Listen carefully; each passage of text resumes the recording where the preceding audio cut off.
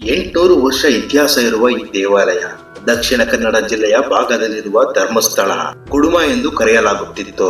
ಹಾಗಾದ್ರೆ ಕುಡುಮ ಗ್ರಾಮವು ಪುಣ್ಯವಾದ ಧರ್ಮಸ್ಥಳವಾಗಿ ಹೇಗೆ ಬದಲಾಯಿತು? ಯಾರು ಈ ಕಾಲರಾವು, ಕಾಲಕ್ರೈ, ಕುಮಾರಸ್ವಾಮಿ ಮತ್ತು ಕನ್ಯಾಕುಮಾರಿ ಮತ್ತು ಮಂಜುನಾಥ ಸ್ವಾಮಿಯ ಸ್ಥಾಪನೆಗೆ ಕುಡುಮ ಗ್ರಾಮವನ್ನೇ ಯಾಕೆ ಆರಿಸಿಕೊಂಡರು?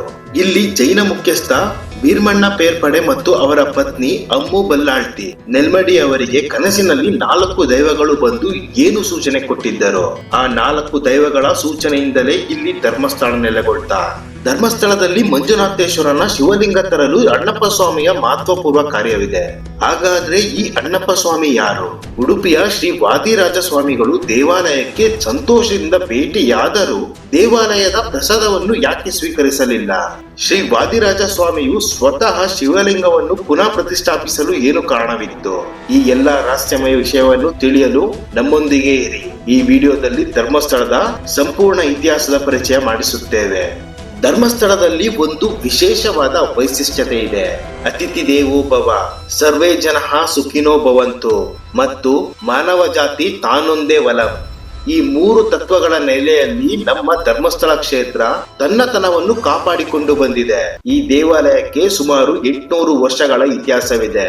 12ನೇ ಶತಮಾನದ ಸಮಯದಲ್ಲಿ ಕುಡುಮ ಹೆಸರಿನ ಗ್ರಾಮ, ಅದುವೇ ಇಂದು ಧರ್ಮಸ್ಥಳ ಎಂದು ಹೆಸರನ್ನು ಪಡೆದುಕೊಂಡಿದೆ. ಇಲ್ಲಿ ಕುಡುಮ ಎಂದರೆ ಕೊಡು, ದಾನವನ್ನು ಕೊಡು ಎಂದರ್ಥ. ಈ ಪದವು ನಮ್ಮ ಅನೇಕ ಕಾವ್ಯಗಳಲ್ಲಿ ಇದೆ. ಕೊಡುವಂ ಧರ್ಮತನಯಂ ಎಂದು. 800 ವರ್ಷಗಳ ಹಿಂದೆ ಹೊಯ್ಸಳ ರಾಜರ ರಾಜ್ಯಭಾರವಿತ್ತು. ಆ ಸಂದರ್ಭದಲ್ಲಿ ಜೈನ ಧರ್ಮ ವಿಶೇಷವಾಗಿ ತನ್ನ ಪ್ರಭುತ್ವವನ್ನು ಸಾಧಿಸುವಂತಹ ಕಾಲ. ಆಗ ಈ ಕುಡುಮ ಎನ್ನುವ ಪ್ರದೇಶದಲ್ಲಿ ಒಂದು ಜೈನ ಮನೆತನವಿತ್ತು. ಅವರು ಆಗಿನ ಕಾಲದ ಜಮೀನ್ದಾರರಾಗಿದ್ದರು ಮತ್ತು ತಮ್ಮ ಸಂಪ್ರದಾಯದ ಪ್ರಕಾರ ತಮ್ಮ ಬದುಕನ್ನು ನಡೆಸುತ್ತಿದ್ದರು. ಜೈನ ಶ್ರಾವಕರಾಗಿದ್ದಂತಹ ಪುಣ್ಯ ಮೂಲದ ವ್ಯಕ್ತಿಯರ ಹೆಸರು ಬೀರುಪ್ಪಣ್ಣ ಪೇರ್ಗಡೆ ಮತ್ತು ಅವರ ಪತ್ನಿ ಅಮ್ಮು ಬಲ್ಲಾಳ್ತಿ ಎಂದು. ಈ ಪೇರ್ಗಡೆ ಎಂದರೆ ಅಧಿಕಾರದ ಸೂಚನೆ ನೀಡುವಂತ ಹೆಸರು. ಎಂದರೆ ಅವರು ಆ ಭಾಗದಲ್ಲಿ ತಮ್ಮ ಅಧಿಕಾರವನ್ನು ಹೊಂದಿದ್ದರು. ಇಲ್ಲಿ ನಾವು ಗಮನಿಸಬೇಕಾಗಿರುವಂತಹ ವಿಷಯವೇನೆಂದರೆ ಅವರು ವಾಸವಿದ್ದಂತಹ ಸ್ಥಳಕ್ಕೆ ನೆಲ್ಯಾಡಿ ಬೀಡು ಎಂದು ಕರೆಯುತ್ತಿದ್ದರು. ನೆಲ್ಯಾಡಿ ಬೀಡು ಎಂದರೆ ಒಂದು ದೊಡ್ಡ ಮನೆತನ ಎಂದರ್ಥ. ಆ ಕಾಲದಲ್ಲಿ ಇವರು ತಮ್ಮ ಧಾರ್ಮಿಕ ಬದುಕನ್ನು ಬಹಳ ವ್ಯವಸ್ಥಿತವಾಗಿ ನಡೆಸುತ್ತಿದ್ದರು. ಅವರ ಪರಂಪರೆ ಜೈನ ಶ್ರಾವಕ ಪರಂಪರೆ ಆದ ಕಾರಣ ಸಹಜವಾಗಿಯೇ ಅವರು ಚತುರ್ಭುಜ ದಾನಗಳನ್ನು ಮಾಡುತ್ತಿದ್ದರು. ಅದರ ಜೊತೆಗೆ ದಾನ, ಶಿಲಾ, ವ್ರತ, ಆರಾಧನೆ, ಶ್ರದ್ಧೆ, ಭಕ್ತಿ ಇತ್ಯಾದಿಗಳಿಂದ ಅತ್ಯಂತ ಪವಿತ್ರವಾದ ಬದುಕನ್ನು ಅವರು ನಡೆಸುತ್ತಿದ್ದರು. ಆ ಮನೆತನದ ಮೂಲ ಧರ್ಮವಾಗಿತ್ತು ಅತಿಥಿ ದೇವೋಭವ. ಇದನ್ನು ಬಹಳ ನಿಷ್ಠೆಯಿಂದ ಆಚರಿಸುತ್ತಿದ್ದರು. ತಮ್ಮ ಬಳಿ ಬಂದ ಅತಿಥಿಗಳನ್ನು ಅವರು ಯಾವತ್ತೂ ಕೂಡ ಬರಿಗೈಯಲ್ಲಿ ಹೋಗುವ ಹಾಗೆ ಮಾಡುತ್ತಿರಲಿಲ್ಲ. ಬಂದಂತ ಎಲ್ಲಾ ಅತಿಥಿಗಳಿಗೂ ಕೂಡ ಸತ್ಕಾರದಿಂದ ನೋಡಿಕೊಳ್ಳುತ್ತಿದ್ದರು. ಅವರ ಸೇವೆ ಮಾಡುವುದು, ಅವರ ದುಃಖ ದುಮ್ಮಾನುಗಳನ್ನು ಪರಿಹರಿಸುವ ಸೂಚನೆಯನ್ನು ಕೂಡ ಚತುರ್ವೇದ ದಾನಗಳಲ್ಲಿ ಗೋಚರವಾಗುತ್ತಿತ್ತು. ನೆಲೆಯಾಡಿ ಬೀಡುನಲ್ಲಿ ಇರುವಂತಹ ದಂಪತಿಗಳು ಸಾತ್ವಿಕವಾಗಿ ಇಟ್ಟುಕೊಂಡ ಅತ್ಯಂತ ಸುಂದರವಾದ ಹಾಗೂ ಭಕ್ತಿಪೂರ್ವಕ ಜೀವನವನ್ನು ನಡೆಸುತ್ತಿರುವಾಗ ಅಲ್ಲಿ ಒಂದು ದಿನ ಒಂದು ಆಕಸ್ಮಿಕವಾದ ಘಟನೆ ನಡೆಯುತ್ತದೆ. ಸಾಮಾನ್ಯವಾಗಿ ಧರ್ಮ ಕ್ಷಯವಾದಾಗ ಧರ್ಮವನ್ನು ಪುನಃ ಸ್ಥಾಪಿಸಲು ದೈವಿಕ ಶಕ್ತಿಗಳು ಯಾವುದ್ಯಾವುದೋ ಸ್ವರೂಪದಲ್ಲಿ ಬರುತ್ತಾರೆ ಎಂದು ನಾವು ಪುರಾಣಗಳಲ್ಲಿ ಓದಿದ್ದೇವೆ. ಶಿವಪುರಾಣ, ವಿಷ್ಣು ಪುರಾಣ ಮುಂತಾದ ಪುರಾಣಗಳಲ್ಲಿ ನಾವು ಈ ವಿವರಣೆಗಳನ್ನು ನೋಡುತ್ತೇವೆ. ಹಾಗೆಯೇ ಬಹುಶಃ ಅಗೋಚರ ಜಗತ್ತಿನ ಧರ್ಮ ದೇವತೆಗಳಾದಂತಹ ಕಾಲರಾವು, ಕಾಲಕ್ರೈ, ಕುಮಾರಸ್ವಾಮಿ ಮತ್ತು ಕನ್ಯಾಕುಮಾರಿ ಸಧರ್ಮದ ನೆಲೆಯನ್ನು ಹುಡುಕಿಕೊಂಡು ಜಗತ್ತನ್ನೇ ಸುತ್ತುತ್ತಾರೆ. ಕೊನೆಯಲ್ಲಿ ಎಲ್ಲಾ ಕಡೆ ಸಂಚಾರ ಮಾಡಿ ಧರ್ಮದ ಈ ಪವಿತ್ರವಾದ ಕ್ಷೇತ್ರಕ್ಕೆ ಅವರ ಆಗಮನವಾಗುತ್ತೆ. ಅವರು ಇಲ್ಲಿನ ಪರಿಸರವನ್ನು ನೋಡುತ್ತಾರೆ. ಧಾರ್ಮಿಕ ದಂಪತಿಗಳ ಆ ಸಾತ್ವಿಕ ಬದುಕನ್ನು ಕುತೂಹಲದಿಂದ ವೀಕ್ಷಿಸುತ್ತಾರೆ. ಅದಾದ ನಂತರ ಅವರಿಗೆ ಅನಿಸುತ್ತೆ, ಈ ಸಾತ್ವಿಕ ದಂಪತಿಗಳನ್ನು ನಾವು ಯಾವುದಾದರೂ ರೀತಿಯಲ್ಲಿ ಪರೀಕ್ಷಿಸಬೇಕು. ಆಗ ಆ 4 ಜನ ಧರ್ಮ ದೇವತೆಯರು ಮನುಷ್ಯ ರೂಪವನ್ನು ಧರಿಸಿಕೊಂಡು ಭೀಮಣ್ಣ ಅವರ ಮನೆಗೆ ಎಂದರೆ ಹೆಗ್ಗಡೆ ಅವರ ಮನೆಗೆ ಬರುತ್ತಾರೆ. ಬಂದ ಅತಿಥಿಗಳನ್ನು ಈ ಹೆಗ್ಗಡೆ ಮನೆಯವರು ಅತ್ಯಂತ ಸಂತೋಷಚಿತ್ತರಾಗಿ ಸ್ವಾಗತಿಸುತ್ತಾರೆ. ಅಲ್ಲಿ ಈ 4 ಜನ ಮಾನವ ರೂಪಿ ಧರ್ಮ ದೇವತೆಯರು ಹೆಗ್ಗಡೆ ಪರಿವಾರದವರೊಂದಿಗೆ ಅನೇಕ ರೀತಿಯ ಉಪಚಾರವನ್ನು ಪಡೆಯುತ್ತಾರೆ. ಹೆಗ್ಗಡೆ ಪರಿವಾರದವರು ಅತ್ಯಂತ ಭಯಭಕ್ತಿಯಿಂದ ಅವರ ಸೇವೆಯನ್ನು ಮಾಡುತ್ತಾರೆ. ಯಾವುದಕ್ಕೂ ಕೊರತೆ ಆಗದಂತೆ ಅವರನ್ನು ನೋಡಿಕೊಳ್ಳುತ್ತಾರೆ. ಅದೇ ದಿನ ಈ 4 ದೇವತೆಯರಿಗೆ ಇದೇ ಮನೆಯಲ್ಲಿ ರಾತ್ರಿ ಕಳೆಯಬೇಕೆಂದು ಅನಿಸಿ ಆ ಹೆಗ್ಗಡೆ ದಂಪತಿಯರಲ್ಲಿ ಕೇಳಿಕೊಳ್ಳುತ್ತಾರೆ. ದಂಪತಿಗಳು ಅವರಿಗೆ ಬೇಕಾದ ಎಲ್ಲಾ ರೀತಿಯ ವ್ಯವಸ್ಥೆ ಮಾಡಿ ತಮ್ಮ ಮನೆಯಲ್ಲಿ ತಂಗಿಸುತ್ತಾರೆ. ಅದೇ ದಿನ ರಾತ್ರಿ ಧರ್ಮ ದೇವತೆಗಳಿಗೆ ಅನಿಸುತ್ತೆ ನಾವು ಇಲ್ಲಿಯೇ ನೆಲೆಸಬೇಕೆಂದು. ಈಗ ಈ ಸೂಚನೆಯನ್ನು ಈ ದಂಪತಿಯರಿಗೆ ಕೊಡಲು ಆ 4 ಜನ ಧರ್ಮದೇವತೆಯರು ದಂಪತಿಯರ ಕನಸಿನ ರೂಪದಲ್ಲಿ ಬಂದು ತಮ್ಮ ಹಿನ್ನೆಲೆಯನ್ನು ಹೇಳುತ್ತಾರೆ. ನಾವು ಸಾಮಾನ್ಯ ಅತಿಥಿಯರು ಆಗಿರಲಿಲ್ಲ, ನಾವು ಶಕ್ತಿಶಾಲಿ ಆಗಿರುವಂತಹ 4 ದೇವತೆಯರು ಧರ್ಮದ ಸ್ಥಾನವನ್ನು ಹುಡುಕಿಕೊಂಡು ಬಂದು ಈಗ ನಾವು ಇಲ್ಲಿಗೆ ಬಂದಿದ್ದೇವೆ. ನೀವು ಮಾಡಿದಂತಹ ಸತ್ಕಾರ ಮತ್ತು ಸೇವೆಯಿಂದ ನಮಗೆ ಬಹಳ ಖುಷಿಯಾಗಿದೆ. ನಮಗೆ ಹೀಗೆ ಒಂದು ಯೋಚನೆ ಬಂದಿದೆ, ನಿಮ್ಮ ಮನೆಯಲ್ಲೇ ನಾವು ಶಾಶ್ವತವಾಗಿ ನೆಲೆಸಬೇಕೆಂದು.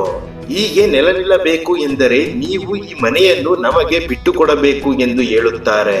ಆಗ ಹೆಗ್ಗಡೆ ದಂಪತಿಯರಿಗೆ ಬಹಳ ಖುಷಿಯಾಗಿ ತಮ್ಮ ಕನಸಿನಲ್ಲೇ ತಾವು ಇದ್ದಂತ ವಾಸದ ಮನೆಯನ್ನೇ ಅವರಿಗೆ ಬಿಟ್ಟು ಕೊಡಬೇಕೆಂದು ಸಂಕಲ್ಪವನ್ನು ಆ ಸಮಯದಲ್ಲೇ ಮಾಡುತ್ತಾರೆ. ಈ ಕನಸಿನ ನಂತರ ಅವರಿಗೆ ತಕ್ಷಣಕ್ಕೆ ಎಚ್ಚರವಾಗುತ್ತೆ. ಕಣ್ಣು ತೆರೆದು ನೋಡುತ್ತಾರೆ. ಅತಿಥಿಯರು ತಂಗಿದಂತ ಜಾಗವನ್ನು ನೋಡಲು ಹೋಗುತ್ತಾರೆ. ಆದರೆ ಅತಿಥಿಗಳು ಅಲ್ಲಿ ಇರುವುದಿಲ್ಲ. ಅತಿಥಿಗಳ ಬದಲಾಗಿ ಕೆಲವೊಂದು ಖಡ್ಗ, ಆಯುಧ ಇವೆಲ್ಲ ಅಲ್ಲಿ ಇರುತ್ತೆ. ಅದನ್ನು ನೋಡಿದಾಗ ಅವರಿಗೆ ಒಂದು ಕಡೆ ಸಂತೋಷ, ಇನ್ನೊಂದು ಕಡೆ ಏನನ್ನು ಹೇಳಲಾರದ ಅವ್ಯಕ್ತ ಭಾವನೆ ಉಂಟಾಗುತ್ತೆ. ಅದೇ ಶ್ರದ್ಧೆ ಮತ್ತು ಭಕ್ತಿಯಿಂದ ತಾವು ವಾಸಿಸುವಂತಹ ಮನೆಯನ್ನು ಧರ್ಮ ದೇವತೆಗಳಿಗೆ ಬಿಟ್ಟು ಕೊಡುತ್ತಾರೆ. ಇದಾದ ನಂತರ ಭಕ್ತಿ ಪೂರ್ವಕವಾಗಿ ಈ ಎಲ್ಲಾ ದೈವಗಳ ವಸ್ತುಗಳನ್ನು ತೂಗುಯ್ಯಾಲೆಯಲ್ಲಿ ಇಟ್ಟು ದೀಪ, ಧೂಪ ಮೊದಲಾದವುಗಳಿಂದ ಆರಾಧಿಸಿ ಅವರು ಅಲ್ಲಿಯೇ ಸಮೀಪದಲ್ಲಿ ಬೇರೊಂದು ಮನೆಯನ್ನು ನಿರ್ಮಿಸಿಕೊಂಡು ವಾಸಿಸುತ್ತಾರೆ. ಅಲ್ಲಿ ವಾಸವಿದ್ದ ಸ್ವಲ್ಪ ದಿನಗಳಲ್ಲೇ ಆ ಧರ್ಮ ದೇವತೆಯರು ಅವರ ಬದುಕನ್ನು ಇನ್ನಷ್ಟು ಸೂಕ್ಷ್ಮವಾಗಿ ಗಮನಿಸುತ್ತಾರೆ.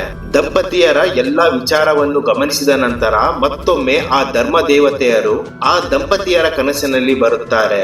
ನಾವು ಈ ಮನೆಯಲ್ಲಿ ವಾಸವಾಗಿದ್ದೇವೆ, ಆದರೆ ನೀವು ನಮ್ಮ 4 ಕೂಡ ಒಂದೊಂದು ಪ್ರತ್ಯೇಕವಾಗಿ ವಾಸದ ವ್ಯವಸ್ಥೆಯನ್ನು ಮಾಡಬೇಕು.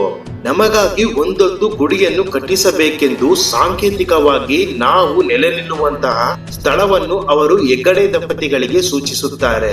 ಆ ಸೂಚನೆ ಕೊಟ್ಟ ನಂತರ ಹೇಳುತ್ತಾರೆ, ನೀವು ಧರ್ಮದ ಮಾರ್ಗದಲ್ಲಿ ನಡೆಯುತ್ತಿದ್ದೀರಾ, ಧರ್ಮದ ಪಾಲನೆಯನ್ನು ಅತ್ಯಂತ ಶ್ರದ್ಧೆಯಿಂದ ಮಾಡುತ್ತಿದ್ದೀರಾ, ಚತುರ್ವೇದ ದಾನಗಳನ್ನು ಅತ್ಯಂತ ವ್ಯವಸ್ಥಿತವಾಗಿ ಮಾಡುತ್ತಿದ್ದೀರಾ. ನೀವು ಈ ದಾನ ಧರ್ಮದ ಕ್ರಿಯೆಯನ್ನು ನೀವು ಹೀಗೆಯೇ ಮುಂದುವರಿಸಿಕೊಂಡು ಬರಬೇಕು. ಎಲ್ಲಿಯೂ ಅದಕ್ಕೆ ಲೋಪ ಆಗದಂತೆ ನೀವು ನೋಡಿಕೊಳ್ಳಬೇಕು. ಹಾಗೆಯೇ ನೀವು ಧರ್ಮದ ಕಾರ್ಯಗಳನ್ನು ಮಾಡುತ್ತಾ ಬಂದರೆ ನಿಮ್ಮನ್ನು, ನಿಮ್ಮ ಕುಟುಂಬವನ್ನು ರಕ್ಷಿಸುವಂತಹ ಜವಾಬ್ದಾರಿ ನಮ್ಮದು. ನಿಮ್ಮನ್ನು ನಾವು ಹೆತ್ತ ತಾಯಿ ಹಾಗೆ ನೋಡಿಕೊಳ್ಳುತ್ತೇವೆ ಮತ್ತು ಎಲ್ಲಾ ರೀತಿಯ ಸಹಾಯವನ್ನು ಮಾಡುತ್ತೇವೆ. ನಮ್ಮ ಪ್ರತಿನಿಧಿಯಾಗಿರುವಂತಹ ಅಣ್ಣಪ್ಪ ಸ್ವಾಮಿಯನ್ನು ದೂತನಾಗಿ ನಿಮ್ಮ ಸೇವೆಯಲ್ಲಿ ನಾವು ಇಡುತ್ತೇವೆ. ಅವರು ನಿಮ್ಮ ಎಲ್ಲಾ ಭೀಷ್ಟಿಯನ್ನು ನಿವಾರಿಸುತ್ತಾರೆ, ನಿಮ್ಮ ಎಲ್ಲಾ ಸಂಕಲ್ಪಗಳನ್ನು ಈಡೇರಿಸುತ್ತಾರೆ. ಹಾಗೆ ಅವರೇ ನಿಮಗೆ ಸೂಚನೆಯನ್ನು ಕೂಡ ಕೊಡುತ್ತಾರೆ. ಇದಾದ ನಂತರ ದಂಪತಿಯರು ಧರ್ಮ ದೇವತೆಯರ ಸೂಚನೆಯಂತೆ ಪ್ರತ್ಯೇಕವಾಗಿ ಗುಡಿಯನ್ನು ನಿರ್ಮಿಸುತ್ತಾರೆ. ಆಗ ಅಣ್ಣಪ್ಪ ಸ್ವಾಮಿಗೂ ಪ್ರತ್ಯೇಕವಾಗಿ ಗುಡಿಯನ್ನು ನಿರ್ಮಿಸಿ ಶಾಸ್ತ್ರೋಕ್ತವಾಗಿ ಪೂಜಾ ವಿಧಾನವನ್ನು ನಡೆಸುತ್ತಾ ಬರುತ್ತಾರೆ. ಮತ್ತು ಧರ್ಮ ದೇವತೆಯರು ಮತ್ತೊಮ್ಮೆ ದಂಪತಿಯರ ಕನಸಿನಲ್ಲಿ ಬಂದು, ನಾವು ಇನ್ನು ಮುಂದೆ ನಿಮ್ಮ ಕನಸಿನಲ್ಲಿ ಕಾಣಿಸಿಕೊಳ್ಳುವುದಿಲ್ಲ, ನಾವು ಬೇರೆ ವ್ಯಕ್ತಿಯರ ಮೂಲಕ ಸೂಚನೆಯನ್ನು ನೀಡುತ್ತೇವೆ. ಹೀಗಾಗಿ ನಮಗೆ 2 ಪುರೋಹಿತರನ್ನು ನೇಮಿಸಬೇಕು. ಅವರ ಮೂಲಕ ನುಡಿಗಟ್ಟುಗಳ ಮೂಲಕ ನಿಮಗೆ ಸೂಚನೆಯನ್ನು ನೀಡುತ್ತೇವೆ ಎಂದು ಹೋಗುತ್ತಾರೆ. ಕಾಲರಾವು, ಕಾಲಕ್ರೈ, ಕುಮಾರಸ್ವಾಮಿ ಮತ್ತು ಕನ್ಯಾಕುಮಾರಿ ಈ ಎಲ್ಲಾ ಧರ್ಮ ದೇವತೆಯರಿಗೆ ಪ್ರತ್ಯೇಕವಾಗಿ ಗುಡಿಯನ್ನು ನಿರ್ಮಿಸಿ 2 ಅರ್ಚಕರನ್ನು ಆಯೋಜಿಸುತ್ತಾರೆ. ಇದೇ ಸಂದರ್ಭದಲ್ಲಿ ಒಬ್ಬ ಬ್ರಾಹ್ಮಣ ಪುರೋಹಿತರು ವಿನಂತಿಸಿಕೊಳ್ಳುತ್ತಾರೆ, ಈ ಧರ್ಮ ದೈವಗಳ ನಡುವೆ ಒಂದು ಶಿವಲಿಂಗವನ್ನು ಸ್ಥಾಪಿಸಿ ಎಂದು. ಇದಾದ ನಂತರ ಲಿಂಗವನ್ನು ಹುಡುಕುವಾಗ ದೈವಗಳು ಕದ್ರಿ ಮಂಜುನಾಥೇಶ್ವರ ದೇವಸ್ಥಾನದಿಂದ ಲಿಂಗವನ್ನು ತರಲು ವಾತ್ಸಲ್ಯ ಅಣ್ಣಪ್ಪ ಸ್ವಾಮಿಯನ್ನು ಕಳುಹಿಸುತ್ತಾರೆ ಮತ್ತು ಸ್ವಲ್ಪ ಸಮಯದ ನಂತರ ಲಿಂಗದ ಸುತ್ತಲೂ ದೇವಾಲಯವನ್ನು ನಿರ್ಮಿಸುತ್ತಾರೆ. ಆ ಶಿವಲಿಂಗಕ್ಕೆ ಪ್ರತಿ ವಿಧಿ ವಿಧಾನದೊಂದಿಗೆ ಸ್ಥಾಪಿಸಿ ಮಂಜುನಾಥ ಸ್ವಾಮಿಗೆ ಬಹಳ ಶ್ರದ್ಧೆ ಭಕ್ತಿಯಿಂದ ಪೂಜೆಯನ್ನು ಅರ್ಪಿಸುತ್ತಾ ಬರುತ್ತಾರೆ. 16ನೇ ಶತಮಾನದಲ್ಲಿ ಅಂದಿನ ಧರ್ಮಾಧಿಕಾರಿ ಶ್ರೀ ದೇವರಾಜ ಹೆಗ್ಗಡೆ ಈ ಸ್ಥಳಕ್ಕೆ ಭೇಟಿ ನೀಡಲು ಉಡುಪಿಯ ಶ್ರೀ ವಾದಿರಾಜ ಸ್ವಾಮಿಯನ್ನು ಆನ್ವಯಿಸುತ್ತಾರೆ. ವಾದಿರಾಜ ಸ್ವಾಮಿ ಬಂದು ವೇದ ವಿಧಿಗಳ ಪ್ರಕಾರ ಲಿಂಗವನ್ನು ಪವಿತ್ರಗೊಳಿಸಲಾಗಿಲ್ಲ ಎಂದು ಅಭಿಪ್ರಾಯ ಮೂಡುತ್ತದೆ. ಹೆಗ್ಗಡೆ ಅವರು ನಂತರ ವಾದಿರಾಜ ಸ್ವಾಮೀಜಿಯವರನ್ನು ವಿನಂತಿಸಿ ಲಿಂಗವನ್ನು ಮರುಪರಿಶೀಲಿಸುವಂತೆ ಹೇಳುತ್ತಾರೆ. ಹೆಗ್ಗಡೆ ಅವರ ಕೋರಿಕೆಯ ಮೇರೆಗೆ ವಾದಿರಾಜ ಸ್ವಾಮಿ ಅವರು ತಮ್ಮ ಯೋಗ ಶಕ್ತಿಗಳ ಮೂಲಕ ಶಿವಲಿಂಗವನ್ನು ಪವಿತ್ರಗೊಳಿಸುತ್ತಾರೆ. ಜೊತೆಗೆ ಆ ಸ್ಥಳಕ್ಕೆ ಧರ್ಮಸ್ಥಳ ಎಂದು ಹೆಸರಿಡುತ್ತಾರೆ. ಇಲ್ಲಿ ದಾನ ಧರ್ಮವನ್ನೇ ಆರಾಧಿಸಬೇಕು ಎಂದು ಹೇಳಿ ಅಲ್ಲಿಂದ ಹೊರಡುತ್ತಾರೆ. ಅಂದಿನಿಂದ ಧರ್ಮಸ್ಥಳವು ಪೇರ್ಗಡೆ ಕುಟುಂಬದ 20 ತಲೆಮಾರುಗಳಿಂದ ನಿರ್ಮಿಸಲ್ಪಟ್ಟಿರುವ ಧರ್ಮ ಮತ್ತು ಧಾರ್ಮಿಕ ಚಟುವಟಿಕೆಗಳಿಗೆ ಮೀಸಲಾದ ಸ್ಥಳವಾಗಿತ್ತು. ಪೇರ್ಗಡೆ ಕುಟುಂಬದ ಹಿರಿಯ ಸದಸ್ಯ ಧರ್ಮಾಧಿಕಾರಿಯ ಸ್ಥಾನವನ್ನು ವಹಿಸಿಕೊಂಡು ಹೆಗ್ಗಡೆ ಎಂಬ ಬಿರುದನ್ನು ಪಡೆಯುತ್ತಾರೆ. ಈಗ ಪ್ರಸ್ತುತ ಧರ್ಮಾಧಿಕಾರಿಯಾಗಿ ವೀರೇಂದ್ರ ಹೆಗ್ಗಡೆಯವರಾಗಿದ್ದಾರೆ. ಇಂದು ಧರ್ಮಸ್ಥಳವು ಪ್ರಪಂಚದ ಅತಿ ಹೆಚ್ಚು ಶಿವಭಕ್ತರು ಭೇಟಿ ನೀಡುವ ಪವಿತ್ರ ಸ್ಥಳ ಎಂದು ಹೆಸರಾಗಿದೆ. ಇಲ್ಲಿಗೆ ಪ್ರತಿದಿನ ಸರಿಸುಮಾರು 10,000 ಮಂದಿ ಭೇಟಿ ನೀಡುತ್ತಾರೆ. ಇಲ್ಲಿಗೆ ಭೇಟಿ ನೀಡುವ ಭಕ್ತರಿಗಾಗಿ ಬೃಹತ್ ಅಡುಗೆ ಕೋಣೆ, ಊಟದ ಕೋಣೆಯನ್ನು ನಿರ್ಮಿಸಲಾಗಿದೆ. ಇಲ್ಲಿ ಪ್ರತಿದಿನ ಅನ್ನದಾನ ನಡೆಯುತ್ತದೆ. ಭೋಜನ ಕೋಣೆಯಲ್ಲಿ ಭಕ್ತರು ತಮಗೆ ತೃಪ್ತಿಯಾಗುವಷ್ಟು ಊಟ ಮಾಡಬಹುದು. ಇದು ದಕ್ಷಿಣ ಭಾರತದ ಬೃಹತ್ ಭೋಜನ ಕೋಣೆ ಎನ್ನುವ ಕೀರ್ತಿಗೆ ಪಾತ್ರವಾಗಿದೆ. ಇಲ್ಲಿ ಪ್ರತಿದಿನ 10,000ಕ್ಕೂ ಹೆಚ್ಚು ಜನರು ಊಟ ಮಾಡುತ್ತಾರೆ. ಮತ್ತು ಇದೇ ಧರ್ಮಸ್ಥಳದ ಸಮೀಪದಲ್ಲಿ ಜೈನ ಧರ್ಮದ ಬಾಹುಬಲಿಯ ಪ್ರತಿಮೆಯನ್ನು ಒಂದೇ ಬಂಡೆಯಿಂದ ಕೆತ್ತಲಾಗಿದೆ. ನಾವು ಇದನ್ನು ಧರ್ಮಸ್ಥಳದಲ್ಲಿ ನೋಡಬಹುದು. ಇದು ಸುಮಾರು 39 ಅಡಿ ಎತ್ತರವಾಗಿದ್ದು ಇದನ್ನು ನೋಡಿದ ಎಂತವರು ಭಕ್ತಿ ಪರವಶರಾಗುತ್ತಾರೆ. ಮತ್ತು ಈ ಧರ್ಮಸ್ಥಳದಲ್ಲಿ ಕಾರ್ತಿಕ ಮಾಸದ ವೇಳೆ ದೇವಾಲಯದಲ್ಲಿ ಲಕ್ಷ ದೀಪೋತ್ಸವ ಆಯೋಜಿಸಲಾಗುತ್ತದೆ. ದೇವಾಲಯದ ಆವರಣದಲ್ಲಿ 1 ಲಕ್ಷ ಎಣ್ಣೆ ದೀಪಗಳನ್ನು ಬೆಳಗಿಸಲಾಗುತ್ತದೆ. ಇದು ದೇವಾಲಯದ ಪ್ರಮುಖ ಆಚರಣೆಗಳಲ್ಲಿ ಒಂದಾಗಿದೆ. ಅಲ್ಲದೆ ಮಹಾಶಿವರಾತ್ರಿ ಮತ್ತು ಮಹಾಮಾಸ್ತಿಕಾಭಿಷೇಕವನ್ನು ಬಹಳ ವಿಜೃಂಭಣೆ ಮತ್ತು ಭಕ್ತಿಯಿಂದ ಆಚರಿಸಲಾಗುತ್ತದೆ. ಸ್ನೇಹಿತರೆ, ಇದಾಗಿತ್ತು ಧರ್ಮಸ್ಥಳದ ಇತಿಹಾಸ ಮತ್ತು ರಹಸ್ಯ. ನಿಮಗೆ ಈ ವಿಡಿಯೋ ಇಷ್ಟವಾಗಿದ್ದರೆ ದಯವಿಟ್ಟು ಒಂದು ಲೈಕ್ ಮಾಡಿ. ಹಾಗೆ ಧರ್ಮಸ್ಥಳದ ಇತಿಹಾಸ ಮತ್ತು ರಹಸ್ಯದ ಬಗ್ಗೆ ನಿಮಗೆ ಮಾಹಿತಿ ಸಿಕ್ಕಿದ್ದಲ್ಲಿ ಕಮೆಂಟ್ ಬಾಕ್ಸ್ ನಲ್ಲಿ ಓಂ ನಮಃ ಶಿವಾಯ ಎಂದು ಟೈಪ್ ಮಾಡಿ. ಹಾಗೆ ಯಾರೆಲ್ಲ ನನ್ನ ಚಾನಲ್ ಅನ್ನು ಸಬ್ಸ್ಕ್ರೈಬ್ ಮಾಡಿಲ್ಲ ದಯವಿಟ್ಟು ಚಾನಲ್ ಅನ್ನು ಸಬ್ಸ್ಕ್ರೈಬ್ ಮಾಡಿ. ಧನ್ಯವಾದ.